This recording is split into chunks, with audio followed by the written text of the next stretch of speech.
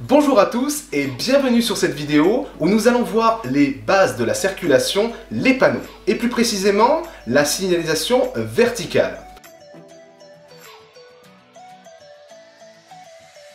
Alors pour commencer, qu'est-ce qu'un panneau et à quoi sert-il?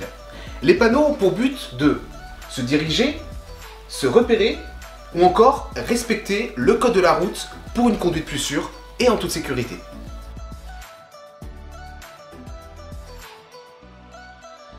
Les panneaux sont identifiables à travers leur forme et nous allons les détailler une à une. Concentrons-nous dès à présent sur les panneaux triangulaires correspondant au danger. Leur objectif, avertir les usagers d'un danger potentiel imminent. Prenons quelques exemples. Le virage à droite, la priorité à droite ou la chute de pierre ou pierre déjà tombée sur la chaussée. Ces panneaux sont disposés en amont du danger potentiel pour éviter au conducteur d'être surpris.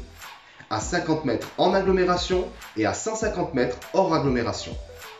Il existe un panneau qui fait exception à la règle, le panneau indiquant le début d'un axe à double sens de circulation. Il prend effet à l'endroit où il est implanté. Les panonceaux peuvent également modifier la distance de prise d'effet d'un panneau ou l'étendue du danger. Passons maintenant aux panneaux d'interdiction. Ils peuvent intervenir à différents niveaux, sur la vitesse des usagers, sur le stationnement, ou encore sur l'accès à certaines routes. Prenons quelques exemples. Le sens interdit, l'interdiction de tourner à droite, ou encore une limitation de vitesse. Les panneaux prennent effet à hauteur du panneau ou à la distance indiquée par le panonceau. La fin d'interdiction est représentée par le panneau rond à fond blanc et barré. Il met fin à toutes les interdictions précédentes sauf l'arrêt et le stationnement. Les seconds panneaux à fond rond sont les panneaux d'obligation. On les reconnaît par leur couleur bleue et ils servent à obliger les usagers à respecter certaines conditions de circulation, comme par exemple l'obligation de tourner à droite, l'obligation de circuler sur la piste cyclable ou encore l'obligation d'allumer vos feux.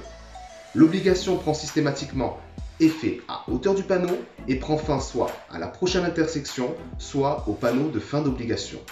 Maintenant, les panneaux d'indication de forme carrée.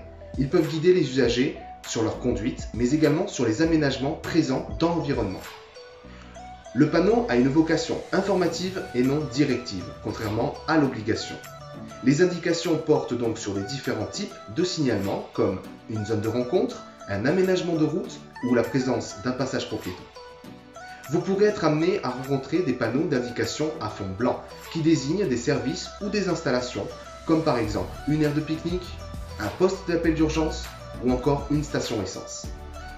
Comme on l'a évoqué sur certains panneaux précédents, les panonceaux peuvent s'ajouter sous les panneaux pour davantage de précision, notamment sur la distance à laquelle le panneau prend effet, sur son étendue, ou encore sur des véhicules concernés par ce panneau, c'est-à-dire la catégorie de véhicules et ses dimensions. Je vous invite à vous abonner, à liker et bien entendu partager au maximum cette vidéo, et je vous dis donc à très vite.